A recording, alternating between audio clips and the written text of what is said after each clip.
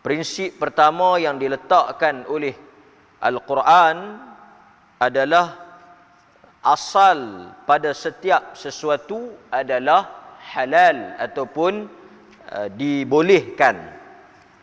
Itu telah kita bincang dalam kuliah yang lepas. Asal pada sesuatu itu adalah dibolehkan. Al-asl fil asya' ibahah. Sesuatu itu pada asalnya adalah harus ataupun boleh dilakukan. Kita dah bincang dari sudut dalil-dalilnya, dan pada malam ini kita masuk kepada prinsip yang kedua yang disebut oleh para ulama, antaranya pengarang kitab kita Dr. Yusuf Al-Qaradawi, iaitu kuasa menentukan halal dan haram adalah hak mutlak Allah Subhanahu wa ta'ala. Itu prinsip yang kedua. Malam ini kita akan cuba bincang poin ataupun prinsip yang kedua ini. Kita baca apa yang disebut oleh penulis. Sesungguhnya Islam meletakkan kekuasaan hak menentukan halal dan haram hanya milik Allah Subhanahu wa ta'ala. Sesungguhnya Islam meletakkan kekuasaan untuk menentukan halal dan haram adalah hak mutlak Allah Subhanahu wa ta'ala. Tidak ada manusia, sama ada ia seorang raja, sultan, ataupun apapun kedudukannya, dia tidak memiliki hak untuk mengharamkan sesuatu dengan pengharaman abadi ke atas hamba-hambanya. Sesiapa yang berani melakukan perkara demikian, maka dia telah melampaui batasnya dan melanggar hak ketuhanan di dalam perundangan Allah terhadap manusia. Sesiapa yang rela dengan perbuatan seperti itu, tunduk terhadap perintahnya, samalah dia seperti menjadikan pelakunya sebagai menyengutukan Allah dan dianggap ikutannya itu sebagai perbuatan syirik. Itu apa yang disebut oleh pengarang kitab kita. Apa dia kata, tuan-tuan? Pertama, di dalam prinsip yang kedua ni, hanya Allah Subhanahu wa ta'ala yang berkuasa menentukan sama ada perkara tersebut makanan ke, urusan ke, ataupun dalam apa-apa bab sekalipun, yang boleh kata haram Allah Subhanahu wa ta'ala. Maksudnya asy-syari', dia panggil asy-syari'. Asy-syari' itu apa? Yang menentukan syariat atau yang mensyariatkan hukum itu hanya Allah Subhanahu wa ta'ala. Tidak ada sesiapa pun di peringkat manusia ni, hatta kan dia kata di sini seorang raja ke, sultan ke, ataupun sesiapa sahaja, tok guru ke, tok syekh ke, mufti ke, siapa ke, tak ada kuasa untuk menghalalkan sesuatu, melainkan kalau dia nak kata haram, dia kena datangkan dalil. Dia tak boleh memandai-mandai. Ini prinsip yang penting. Sebab itu sesiapa yang nak kata benda ni haram, dia mesti datangkan dalil. Sebab apa? Kerana yang berkuasa boleh menentukan benda tu haram hanyalah Allah. Sebab itu kata dia, sesiapa yang berani mengharamkan sesuatu yang tidak diharamkan oleh Allah, dia mengharamkan sesuatu yang Allah tak haramkan. Allah tak haramkan, dia haramkan. Dia telah mengambil tempat sebagai Tuhan. Sebab tu dia kata apa? Dia kata dia telah melampaui batasnya dan melanggar hak ketuhanan di dalam perundangan Allah terhadap manusia. Sebab itu walaupun kita guru ke, apa syekh ke apa ke, tak boleh kita menghalalkan atau mengharamkan sesuatu, melainkan mesti ada sandaran dia daripada Al-Quran ataupun hadis Nabi sallallahu alaihi wasallam. Maksudnya tidak boleh kita menyandarkan atau kita mendakwa sesuatu tentang agama ni tanpa ada keterangan. Itu apa yang dia sebut. Lebih malang lagi dia kata, jikalau sesuatu perkara itu dihalalkan atau diharamkan. Maksudnya katalah kita belajar dengan satu orang, guru kita, dia kata benda tu haram. Dia haramkan benda tu. Umpamanya, saya bagi contoh. Dalam Islam, Allah Ta'ala menghalalkan apa yang dinamakan dengan perkahwinan ataupun pernikahan. Tapi kita tengok, di dalam sesetengah ajaran agama umpamanya, dia mengharamkan apa yang dikatakan sebagai perkahwinan. Dia tak bagi kahwin. Sebahagian ajaran pun ada yang dia kata kalau kita nak jadi orang yang kuat agama ni, kita tak boleh kahwin. Tabattul. Maksudnya dia mesti membujang lah. Membujang, tak boleh kahwin. Artinya, perkara yang pada asalnya halal telah diharamkan. Siapa yang haramkan? Orang yang manusia itulah yang memandai-mandai tu. Kalaulah kita pergi tunduk pada dia, maknanya benda yang dihalalkan oleh Allah tu kita pergi haramkan. Orang tu pergi haramkan, kita pergi ikut dia. Kata pengarang kitab kita, berdasarkan apa yang disebut oleh Al-Quran, kita telah mensyirikkan Allah dengan orang tersebut. Maksudnya kita telah letak orang tersebut setaraf dengan Allah. Di dalam bab apa?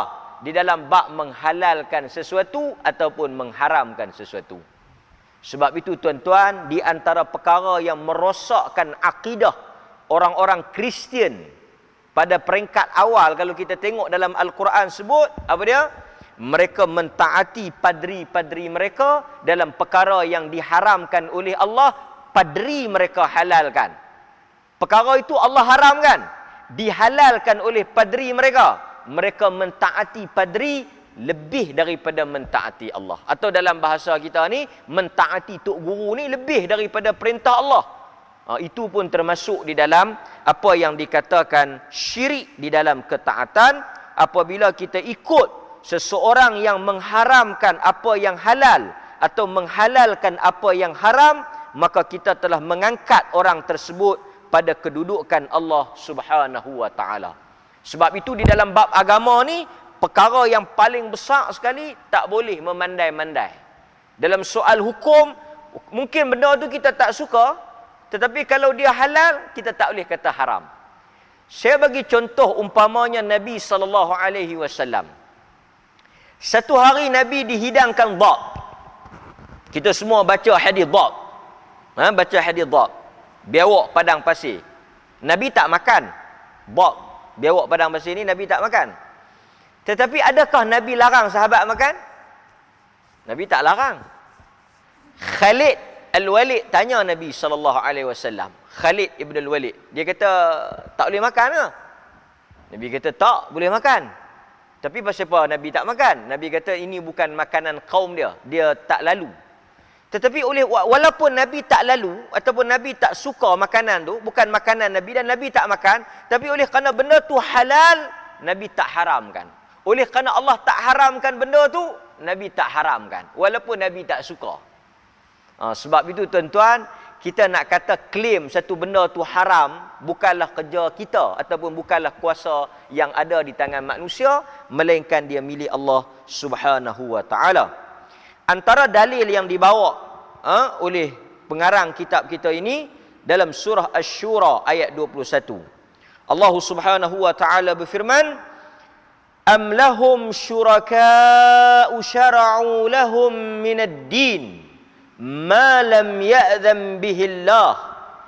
Patutkah mereka itu mempunyai sekutu dalam menentukan mana-mana bahagian daripada agama mereka sebarang undang-undang yang tidak diizinkan oleh Allah Subhanahu wa taala.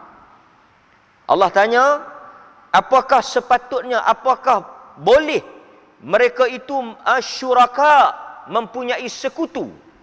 Untuk apa? Untuk mereka menentukan sesuatu hukum dalam agama, sesuatu peraturan undang-undang, suatu syariat. Allah kata, patutkah untuk mereka ada satu pihak lain dalam menentukan syariat selain daripada apa yang diizinkan oleh Allah? Sebab itu tuan-tuan, banyak di dalam Al-Quran menyebut tentang amaran seseorang yang memandai-mandai dalam urusan agama. Sebab itu kita selalu tekankan dalam agama, kita tak boleh ada sikap memandai-mandai. Kita nak kata benda ni baik, kita nak kata benda ni buruk, nak kata benda ni halal, nak kata benda ni dapat pahala, nak kata benda ni dapat dosa, nak kata benda ni dilarang, nak kata benda ni disuruh. Tak boleh datang daripada kita. Pasal apa boleh buat benda ni? Saya ingat boleh kot. Sebab itu Allah kata, apakah boleh untuk mereka itu ada sekutu dalam menentukan hukum, dalam menentukan sesuatu perkara selain daripada apa yang Allah tentukan. Maksudnya agama ni milik Allah. Sebab itu dia hantar Nabi. Kalau agama ni semua orang boleh buat ikut cita rasa, semua orang boleh buat ikut suka, tak perlu datangnya Nabi. Nabi tak payah mai. Nak semayang, semayang ikut suka.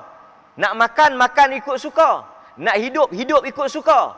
Tetapi bila Nabi mai, dia membawa apa yang Tuhan nak. Dia bawa apa yang Tuhan suruh. Maka sebab itu datangnya Nabi. Maka sebab itu di dalam agama, tidak boleh kita meletakkan seseorang itu pada kedudukan Allah ataupun pada kedudukan Nabi sallallahu alaihi wasallam. Kemudian lebih jelas lagi pengarang membawa firman Allah dalam surah At-Taubah ayat 31. Sebab itu dalam agama ni tuan-tuan kena ingat, kita bila belajar agama ataupun kita mengikut mana-mana guru ataupun kita mengikut mana-mana ajaran ke, tak boleh ada dalam diri kita ni sikap ta'assub. Pertama, tak boleh ada ta'assub. Ta'assub ni maksudnya ikut membabi buta lah. Ikut ta'assub lah. Sampai dia cakap apa pun kita tak boleh petikai. Dia suruh apa pun kita tak boleh bantah. Apa yang dia kata pun kita kena dengar cakap, ta'assub. Yang kedua, kita tak boleh ada taqlidul a'ma. Tak boleh ada taklid secara membuta tuli. Maksudnya kita ikut tanpa kita tahu pasal apa kita ikut. Benda itu dicela dalam agama.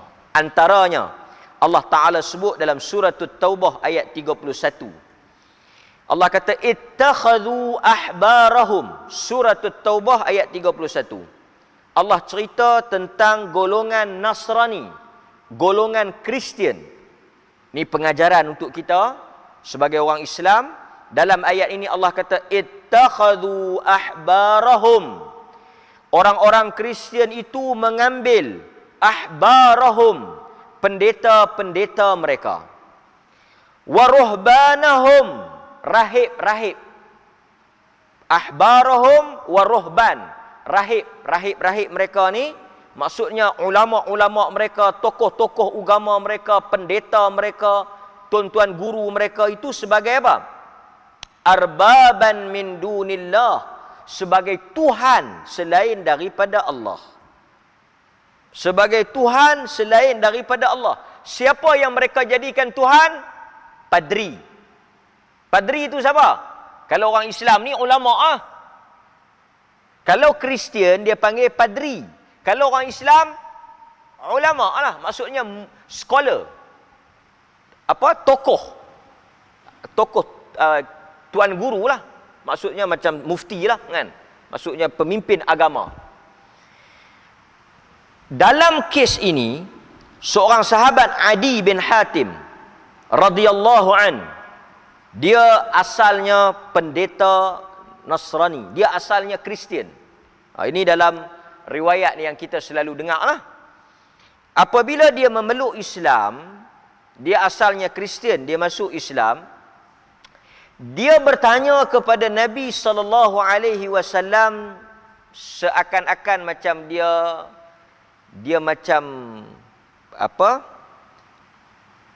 Petikai ataupun dia macam tanya. Sebab dia rasa benda tu tak ada dalam Kristian. Apa dia benda yang tak ada tadi tuan-tuan? Benda apa? Quran kata apa? Quran kata orang Kristian ambil padri sebagai Tuhan. Orang Kristian ni sembah padri. Dia Kristian. Dia Kristian macam kita lah. Orang kata sesuatu tentang orang Melayu, kita yang Melayu ni kita kata tak ada ah. Orang Melayu tak buat macam tu. Saya tahulah saya Melayu. Macam itulah dia. Jadi dia kata dia Kristian. Dan dia tak tahu dan dia rasa Kristian tak buat apa yang Quran sebut tadi. Dia kata orang Kristian tak sembah padri. Apa kata Nabi? Nabi kata, bal innahum harramu alaihim al-halal wa ahallu lahum al-haram. Apa dia tuan-tuan?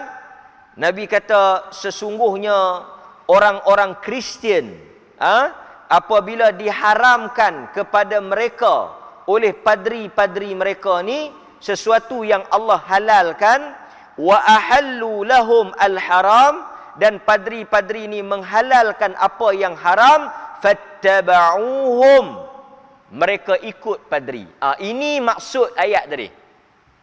Apa dia maksud dia? Bila Adi mai tanya Nabi, dia kata orang Kristian ni tak sembah padri. Depa tak pergi sujud dekat padri. Depa tak pergi tunduk dekat padri. Jadi macam mana Quran kata boleh kata sembah padri? Depa tak sujud, tak rokok. Macam kita buat kan, kita solat, kita sujud, kita rokok. Orang kafir pergi sembah berhala. Dia kata orang Kristian tak buat. Nabi kata apabila padri mengharamkan sesuatu yang halal, sesuatu tu asalnya halal. Sesuatu tu asalnya halal, tetapi diharamkan oleh siapa? Padri. Yang kata halal tu siapa? Tuan-tuan, yang kata halal tu siapa? Yang kata halal. Yang kata haram padri, yang kata halal siapa dia? Tuan-tuan dengar elok lah ni, mikrofon ni. Yang kata haram padri, yang kata halal Allah. Depa ikut siapa? Depa ikut padri. Bila Tuhan Allah kata haram, padri kata halal, depa ikut siapa? Padri. Kita mau ada perangai lagu tu samalah dengan Kristian. Tuhan kata lain, tok guru dia kata lain, dia ikut siapa? Dia ikut siapa? Ikut tok guru. Kita kata benda ni tak ada dalam sunnah, benda ni tak ada dalam hadis. Tok guru saya kata ada. Samalah. Tok guru dia boleh mana? Dia kata tok guru dia mimpi. Sebab itu apabila kita pi ikut satu orang, amalan yang tak ada Quran, yang tak ada hadis, yang dia create, dia reka, benda tu Tuhan tak suruh, berat. Dia bukan benda kecil, dia benda berat. Kita kata ada dalil, tak ada dalil. Ada keterangan, ada hadis Nabi suruh. Ada tak Nabi suruh? Kita tanya ada tak dalil Nabi suruh? Dia kata tak ada. Ada dalam Quran, tak ada. Pasal tu pasal apa buat? Ini sebab itu tuan-tuan hadirin mukminin, ini bukan benda kecil, ini isu besar. Maka sebab itu kata Nabi dalam hadis yang diriwayatkan oleh Al-Imam Tirmizi ini, Nabi kata apa? Apabila suatu benda itu diharamkan oleh Allah, dihalalkan oleh tok guru depa, padri depa ikut. Sebaliknya macam itulah, kalau Allah Taala halal, padri dia kata haram. Kalau Allah Taala kata haram, padri dia kata halal. Yang dia ikut padri dia. Nabi kata fatilkal ibadah. Dalam sebahagian riwayat Nabi kata itulah yang dimaksudkan dengan menyembah. Kan? Fattaba'uhum fadzalika ibadatuhum iyyahum. Itulah apa yang dikatakan sebagai menyembah padri-padri mereka. Nampak? Hadirin mukminin, okey. Sebab itu kata pengarang kitab kita, sehingga sekarang penganut agama Kristian mendakwa Al-Masih, iaitu Nabi Isa alaihi salam, telah memberikan kuasa penuh untuk menghalalkan atau mengharamkan apa sahaja. Ketika baginda sallallahu alaihi wasallam hendak naik ke langit sesuka hati mereka, sebagaimana yang tersebut di dalam Injil. Pengarang kitab ni kata, orang Kristian dakwa Isa telah bagi kuasa penuh untuk menghalalkan apa yang mereka nak, mengharamkan apa yang mereka tak nak. Sebab itu tuan-tuan, dalam Islam, habis tinggi pun satu orang tu, level dia ulama macam mana pun, dia tak boleh pi kepada kuasa menghalalkan apa yang haram atau mengharamkan apa yang halal. Pengarang kitab kita kata apa? Pengarang kitab kita kata apa? Nampak? Dalam Injil Matius, ni dibawa oleh pengarang kitab kita, Dr. Yusuf Al-Qardawi, dia kata apa? Dia kata dalam Injil ada sebut satu benda. Kebenaran yang aku katakannya kepada kamu, segala yang kamu tegah di atas bumi akan ditegah pula di langit. Segala apa yang kamu halalkan di bumi akan menjadi halal pula di langit. Maksudnya siapa yang tentukan halal haram? Kamu sendiri. Siapa yang tentukan halal haram? Ikut kamu. Sebab itu tuan-tuan, saya nak tanya, wallahu a'lam lah, ketika Nabi Isa alaihi salam turun, antara benda yang dia buat apa dia? Bila Nabi Isa turun, apa dia buat? Ni duk cakap Nabi Isa sehari dua ni, Nabi Isa bila turun apa dia buat? Apa dia buat? Satu, Nabi Isa bila turun balik dia diangkat ke langit. Bila dia turun, dia buat apa? Dia bunuh babi. Dia patahkan salib. Apa sebab dia bunuh babi? Bisa dengar? Apa sebab dia bunuh babi? Dalam banyak-banyak binatang, pasal apa dia pergi bunuh babi? Sebahagian ulama menyebut Isa bunuh babi ni kerana dia nak bagi tahu kata babi itu haram. Maksudnya dalam ajaran asal Nabi Isa, ajaran yang Allah Ta'ala buat turun, babi ni halal ke haram? Babi ni halal ke haram? Haram. Originalnya haram. Mai mana pi kata halal? Dihalalkan oleh siapa? Dihalalkan oleh padri, oleh father ni, oleh ulama-ulama ni. Nampak tak? Sesuatu yang diharamkan oleh Isa, diharamkan oleh Tuhan dalam ajaran asal, dibolehkan, dihalalkan, diubah oleh siapa? Oleh padri. Padri yang ubah. Sebab itu dalam agama, benda yang paling penting sekali apa? Ajaran asal. Ajaran asal yang tulen, yang asal tu. Sebab itu bila mari ajaran Kristian yang ada hari ini telah diubah, telah ditokok tambah oleh siapa? Padri. Sebab itu Islam anti kepada tokok tambah ni. Apa dia? Bid'ah. Sebab bila masuk bid'ah ni, bid'ah atau bid'ah? Bid'ah ni benda yang Nabi tak ajak kemudian dibuat. Sehingga orang tak tahu yang mana asli, yang mana yang direka. Yang mana yang original, yang mana yang ditambah.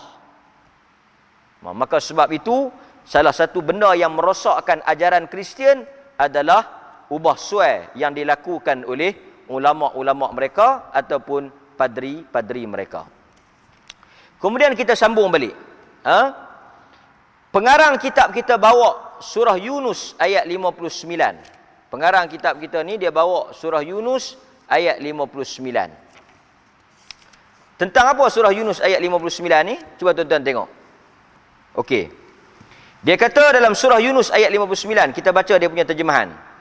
Katakanlah kepada kaum yang mengada-ngadakan sesuatu hukum, sudahkah kamu nampak baik buruknya sesuatu yang diturunkan oleh Allah untuk manfaat kamu itu, sehingga dapat kamu jadikan sebahagian daripadanya haram dan sebahagian lagi halal.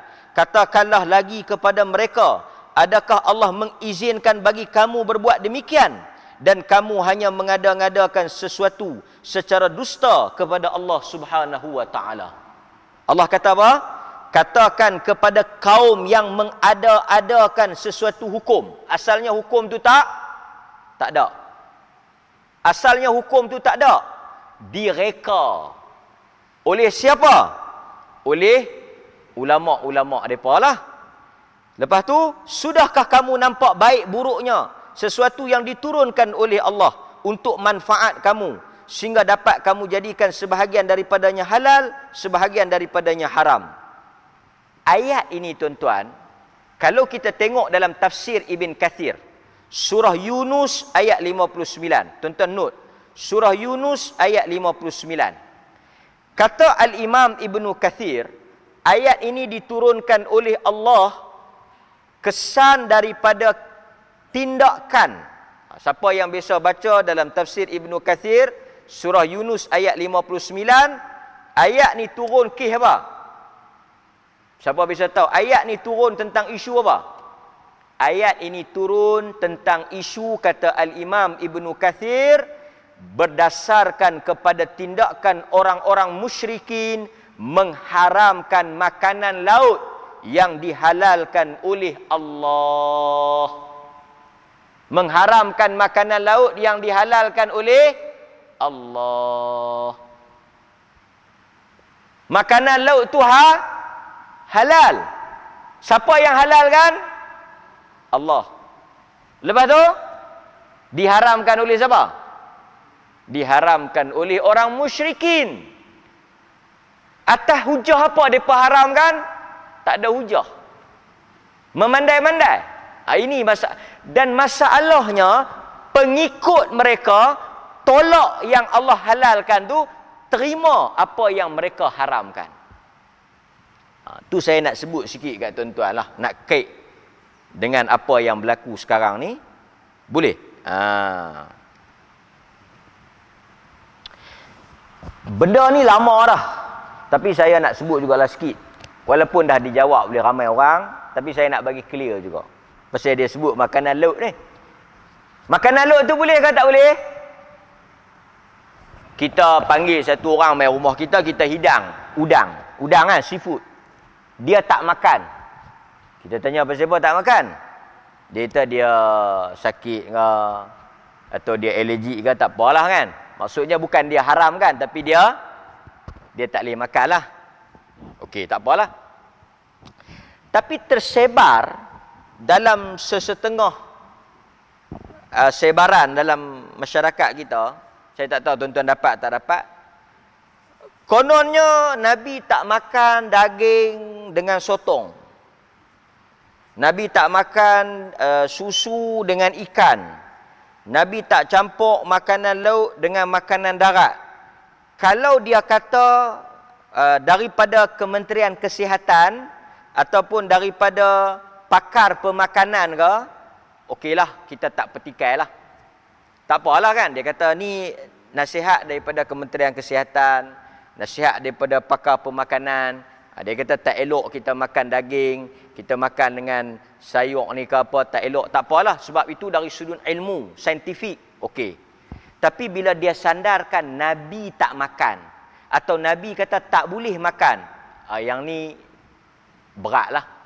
Sebab bila kita nak sandarkan sesuatu kepada Nabi, Nabi kata tak boleh, sebab ada orang dia kata saya tak makan dah lepas ni sebab Nabi tak bagi. Kita kata bila Nabi tak bagi?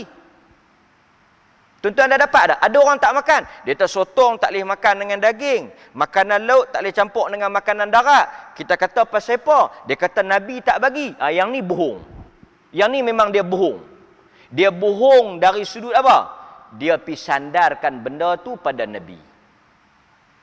Ada hadis tak? Ada hadis tak? Tak ada. Jadi boleh tak kita nak makan? Boleh. Nak campur sotong dengan daging ke? Kadang-kadang kita pergi Kuala Perlis, kita order seafood, kita order sate daging. Oh, dia kata tak boleh makan ni. Nabi tak bagi. Jangan. Benda tu Nabi tak kata, kita jangan Jangan pandai-pandai kan. Banyaklah lagi. Wallahu a'lam. Kalau dia nak kata berdasarkan pengalaman dia, tak apalah. Tapi dia jangan kata Nabi kata. Dia kata kita jangan makan benda-benda dalam ni. Benda-benda hati, jantung. Pasal apa tak boleh makan? Dia kata, tak tahulah pengalaman saya kalau makan benda-benda dalam ni payah ingat. Okey, tak apalah. Pasal apa dia tak makan? Pengalaman dia. Ataupun saya tak makan ni hati limpa ni. Pasal apa? Pasal tuk saya tak bagi makan. Pasal apa dia tak makan? Dia tak makan pasal apa? Tuk dia tak bagi.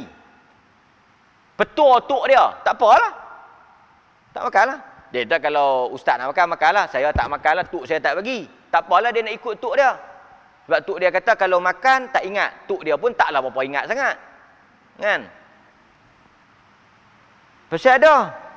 Tapi bila dia tak makan benda-benda dalam di atas sangkaan Nabi kata, Nabi tak bagi, Nabi larang.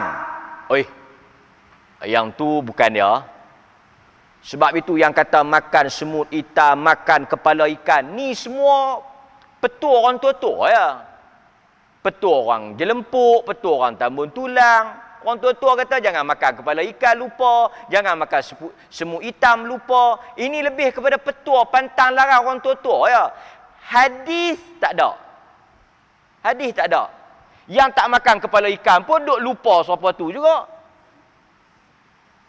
Taklah ingat tahu mana pun. Jadi jangan kita sandarkan benda-benda yang Nabi tak sebut. Tuhan tak kata apa, kita pi kata tak boleh. Yang tu maksud dia. Maka sebab itu hadirin mukminin, kalau kita tak makan kerana bukan makanan kita, atau kita tak makan nak jaga kesihatan, itu terpulanglah. Sebab bukan semua benda halal kita wajib makan. Faham tak? Bukan semua benda yang halal kita wajib makan. Tapi kita tak boleh haramkan benda yang halal. Kan? Melainkan kalau doktor tu kata di atas sebab kesihatan lainlah. Dia kata pakcik tak boleh makan ni. Astagfirullah. Awak doktor nak jadi Tuhan ke? Tuhan kata boleh, yang doktor nak pergi kata tak boleh. Pasal apa? Dia bukan haramkan dari sudut makanan tu. Dia haramkan tu faktor kesihatan. Dan Quran pun suruh kita rujuk pada orang yang ada ilmu. Bukan dia haramkan makanan tu, tapi untuk kita ada mudarat. Dalam agama pun kata wala tulqu bi aidikum ila tahlukah. Jangan kamu campakkan diri kamu atau buat sesuatu yang boleh membinasakan diri kamu. Maka kita taatlah dalam bab itu. Bukan kita angkat dia jadi Tuhan, kan? Itu maksud dia. Kemudian tuan-tuan, Allah juga melarang kita untuk memandai-mandai dalam soal halal dan haram ini dalam surah An-Nahlu ayat 116. Allah kata, dan janganlah kamu, surah An-Nahlu ayat 116. Allah kata apa? Dan janganlah kamu mengatakan terhadap apa yang disebut-sebut oleh lidahmu secara dusta, ini halal dan ini haram. Hadza halal wa hadza haram. Litaftaru 'ala Allahil kadhib. Allah kata, jangan memandai-mandai. Duk pi kata hadza halal, yang ni halal, hadza haram, yang ni haram. Litaftaru 'ala Allahil kadhib. Untuk mengada-ngadakan sesuatu pembohongan terhadap Allah. Nampak? Allah kata apa? Jangan memandai-mandai dan jangan bohong dengan nama Tuhan. Sebab itu saya nak nasihatkan. Satu benda lah, kita mungkin dalam masyarakat kita kadang-kadang dia tak perasan. Dia warak itu saya nak kena bahas panjang sikit ya. Nak bagi clear. Okey. Masuk satu sosis daripada Thailand, contoh. Tak kiralah makanan apa daripada Thailand ke mana ke masuk mai Malaysia. Tak ada tanda halal. Tak ada tanda halal. Tak ada tanda halal. Boleh makan ke tak? Boleh makan ke tak? Boleh. Pasal prinsip asal, segala benda yang Allah Ta'ala jadikan halal. Apa makanan, coklat apa semua kita makan lah. Tapi kita warak. Oleh kerana tak ada tanda halal, tak jelas pada kita halal, kita warak. Warak tu warak. Yang Nabi kata warak tu, kita tak makan. Kita tak makan, itu urusan peribadi kita. Tak apalah. Tapi kita jangan pandai-pandai mulut di atas sangkaan, tak ada fakta, kita piduk kata benda tu haram. Faham tak? Yang jenis bawa mulut piduk buat cerita, hang dengar, aku dengar macam benda ni tak halal. Kita benda yang tak jelas, yang kita tak ada ilmu, yang kita tak ada fakta, yang kita tak ada bukti, kita jangan cakap. Kita jangan cakap. Soal kita tak mau makan, itu hak kita. Saya ustaz, saya tak makan kot benda-benda yang tak ada tanda halal ni. Coklat-coklat Langkawi pun kalau tak ada tanda halal, saya tak makan lah. Tak apa. Tapi hang jangan duk pi kata. Kita yang tak makan tu jangan duk pi kata. Yang ni tak boleh makan ni, haram ni, depa buh arak dalam ni, ada depa bubuh pi campur lemak babi. Tahu mana? Di atas ilmu apa kita pi kata macam tu? Ada bukti. Dia kata aku pun dengar orang cakap, yang duk jual pasar raya pun pesan dah jangan duk beli. Tu dia. Nak bagi nampak kemas hujah tu, yang duk kerja tu Kediri tak bagi makan. Yang duk kerja jual tu sendiri dia tak bagi makan. Dia berkelahi dengan bos dia, overtime tak bayar, dia buat cerita, kita pula duk pergi percaya kat atas. Saya itu, orang kita lagu tu kadang-kadang halal haram ni ikut suka. Amboi, mau kalau dengan McD. Oh, McD tu macam burger daging babi tu. Dengar kemarah McDonald tu macam McDonald buat daging khinzir tu. Lepas tu McD buat apa? Oi, marah kalau kita tengok macam McD buat daging khinzir. Lepas tu McD buat apa? Aku tak ada hari nak makan McD ya. Haram. Ni daging McD ni, daging Palestin ni. Darah Palestin ni. Tak makan aku. Jijak pun tak. Oh, semangat. McD kata lepas jemaat, mailah ada 1000 burger free. Dia dulu terpacak. Orang kita kadang-kadang dia bukan atas fact tau. Dia bukan atas ilmu. Semangat, dengar cakap, orang kata, tak tahu boleh maklumat mana, piduk sebar, hingap kata ceruk. Kita tanya, hang tahu mana? Ada fakta ke? Kerajaan kata apa? Dia kata ni semua ayam tak sembelih ni, ayam ni tah mai mana ni, ayam penyek ni. Hang tahu mana? Dengar driver lori tu katalah, driver lori tu pun berhenti dah. Nampak? Driver lori tu bukan hujah. Dan ada masyarakat, kita orang mengaji, kita tak mau makan, itu peribadi kita. Itu urusan kita. Tapi kita jangan create atau kita jangan buat cerita benda tu haram. Atau kita memandai-mandai pi haramkan satu benda tanpa ilmu dan tanpa bukti yang jelas. Nampak? Sebab kita akan dipertanggungjawabkan di atas apa yang kita cakap. Kan? Allah Ta'ala a'lam. Masuk lah. Kita azan dulu, sekejap kita sambung sikit, kita tangguh kelas kita insya-Allah taala.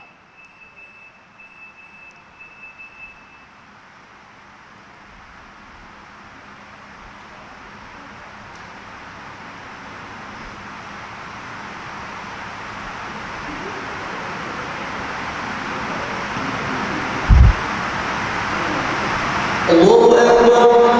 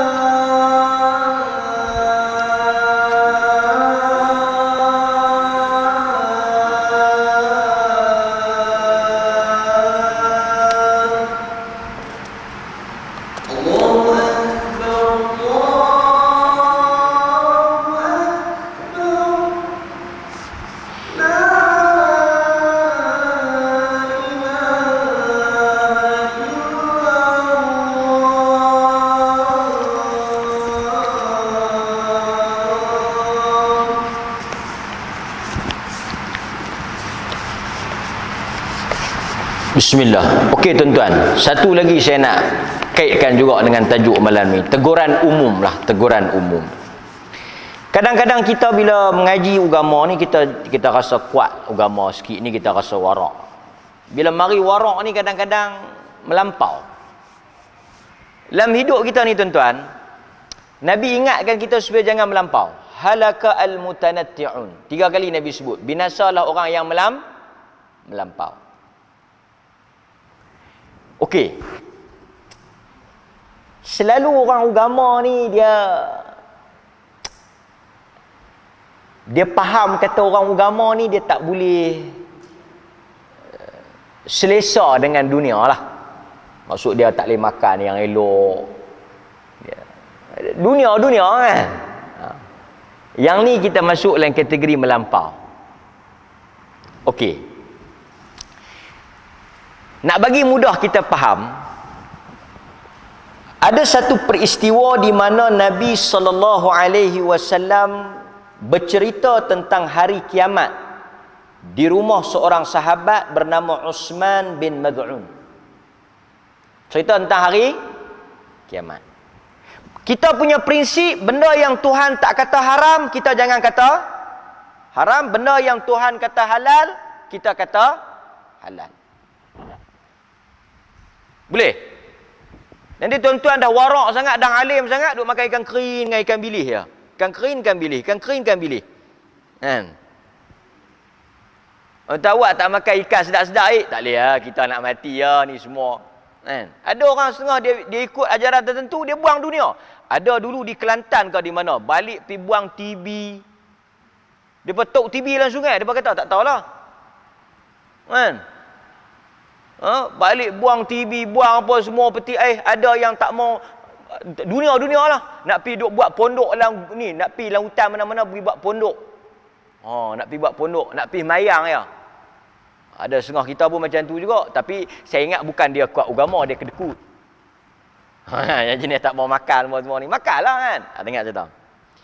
Satu hari Nabi SAW dia cerita pada para sahabat tentang hari kiamat. Cerita tentang hari kiamat di rumah siapa? Uthman bin Maz'un.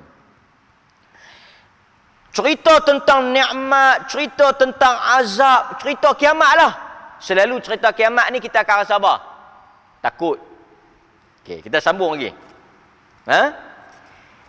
Kesan daripada cerita itu, kesan daripada cerita Nabi itu, ada di kalangan para sahabat yang mereka ambil satu azam. Mereka tak nak makan makanan yang sedap, tak nak minum minuman yang sedap, mereka tak nak tidur di atas tilam yang empuk, dan mereka nak salat siangnya, mereka nak semayang malamnya, mereka nak berpuasa. Ni tak mau tidur atas tilam, tak mau apa, tak mau selesa lah, tak mau makan makanan sedap, makan sekadar untuk nak hidup ya. Makan apa yang ada, lebihnya puasa. Boleh tak? Tak mau ni sebab kiamat. Saya pun duk tengok lah, satu dua orang duk cerita kiamat. Kiamat ni dunia nak kiamat lah, langit merah lah, apa macam lah, tsunami nak kiamat. Tapi sakan. Hidup sakan. Siapa tu juga kan. Kita kiamat ni, kalau kita beriman kiamat tu dekat, kita tak pulun dunia lah kan. Dah kiamat, nak pulun apa dunia. Tapi duk tengok orang yang cerita dekat lagi. Dia kata kiamat dekat lah ni. Kiamat dekat lah ni. Kan? Tapi dari sudut pulun dunia, sakan juga kan. Jadi mereka ni tak maulah nak makan makanan yang sedap, tak maulah. Saya nak tanya tuan-tuan, apakah salah kita makan makanan yang sedap? Adakah makan makanan yang sedap itu menunjukkan kita tak teringat akhirat? Adakah kita pergi rumah kawan tu, dia hidang kat kita, kita tengok lekeh sangat ni kan? Nasi, lepas tu ulam pun yang dia kutip tepi-tepi tu tak special lah kan. Orang bila main ni jamulah sakal sikit. Apa siapa yang hang ni nampak macam apa lekeh sangat. Ni nama dia menu akhirat. Menu akhirat. Kan? Pasal tu bila dia tengok ustaz makan, ustaz ni tak ingat kemati. Kan? Nampak? Yang ni nama dia menu dunia. Setengah-setengah orang ada macam tu. Kan? Setengah-setengah orang ada macam tu. Nabi walaupun dia kita baca hidup dia simple, tapi dia dalam ketika ada orang hidang dia makan. Orang hantar kambing dia makan. Bahkan orang cerita dapat kambing dia tanya untuk dia ada tak? Artinya dia tak tolak benda tu, tapi dia tak jadikan itu fokus utama. Tapi dia tak haramkan benda tu. Okey. Apabila ada di kalangan sahabat yang sampai tak mau nak makan sedap, tak mau nak tidur atas tilam, nak tidur atas lantai kan. Mana tahu tuan-tuan dengar kuliah-kuliah cerita akhirat balik duduk pergi tidur atas lantai. Bini ni tanya apa siapa ni? Aku ni duduk fikir ke akhirat ni. Kan? Nampak? Quran turun. Ayat ni tuan-tuan kena ingat sampai bila-bila. Al-Maidah ayat 87 dan 88. Ayat 87 dengan 88 ni tuan-tuan kena hafal. Nampak? Pasal tu ada sahabat kita pergi kena nasi kandang pasal ayat ni lah. Ayat apa ni? Mari kita baca. Allah Subhanahu wa taala berfirman. Ini tuan-tuan yang ikut mana tarikat ke Tok Syekh mana kan, suruh baca ayat ni bagi ni kan. Kadang-kadang ada orang dia, saya tak mau ni, saya tak mau ni kan. Kadang-kadang orang kita bila kawan tu tengok makan baguslah dia. Kalau makan hebat tak bagus lah. Kalau satu orang makan hebat tak bagus ke dia? Saya nak tanya tak bagus ke? Kan? Setengah orang dia minum kopi. Kopi tau minum kopi. Tuan-tuan minum kopi berapa? Berapa ringgit? Pak Tam minum kopi berapa ringgit Pak Tam? RM2 lah? RM2? Ada orang minum kopi RM8. Kopi sewa RM8. Orang lalu ni kita nak kata apa? Ni tuan-tuan, orang minum kopi saja RM8, tuan-tuan nak kata apa orang lagu ni? Astagfirullah. Hang tak ingat akhirat kau habis dia minum kopi. Kan? Kadang-kadang kita tengok orang makan daging mahal-mahal, wagyu ke apa ratus-ratus. Kita nampak dia ni macam buruk lah, macam tak bagus lah. Kita tengok ayat ni kata apa. Ayat ni dalil besar ni. Kan? Allah kata, Ya ayyuhalladzina amanu, la tuharrimu tayyibat ma ahallallahu lakum, wa la ta'tadu, innallaha la yuhibbul mu'tadin. وَكُلُوا مِمَّا رَزَقَكُمُ اللَّهُ حَلَالًا طَيِّبًا وَاتَّقُوا اللَّهَ الَّذِي أَنْتُمْ بِهِ مُؤْمِنُونَ. Al-Maidah 87 dengan 88. Balik pergi buka. Allah kata apa? Ya ayyuhalladzina amanu, wahai orang-orang yang beriman, la tuharrimu tayyibat. Kenapa kamu, Allah kata la tuharrimu, janganlah kamu haramkan tayyibat, apa-apa yang baik, ma ahallallahu lakum, apa yang Allah halalkan untuk kamu. Tengok Allah kata apa? Jangan kamu haramkan apa-apa yang baik, tayyibat, the best. Maksudnya kalau makan daging yang best, yang orang kata daging ni tak ada lemak, daging ni lembut, daging ni mudah hadam, daging ni baik untuk usus. Berapa sekilo? 300-400 kan? Yang mereka duk kata tu. Sekilo ada. Yang kita makan tu, ni yang tuan-tuan duk makan daging apa? Tuan-tuan duk makan daging yang jenis pepok, gigi palsu pun keluar sekali dengan gitu. Daging murah. Cuma makan daging mahal tengok. Ada duit belilah. Jangan simpan. Bukan nak boleh buat mati. Pergi cari daging yang sekilo 300-400. Kalau gamuk, dia kata banyaklah. Panggil saya pergi sekali. Tak apa, saya boleh pergi. Cancel lah kuliah kita pergi. Dia kata, jom ustaz nak belanja ni daging 300-400. Okey? Kan? Ajak ustaz ni, dia ustaz dunia, dia pergi. Kalau ustaz ajak ustaz, saya tak maulah saya. Tuhan kata, dia yang halalkan tayyibat. Tayyibat, dia tak kata halal saya, dia kata tayyib. Tayyib ni maksudnya dari sudut grade. Maksud, tapi soal kita mampu lah. Kalau kita mampu, dia kata daging ni daging terbaik.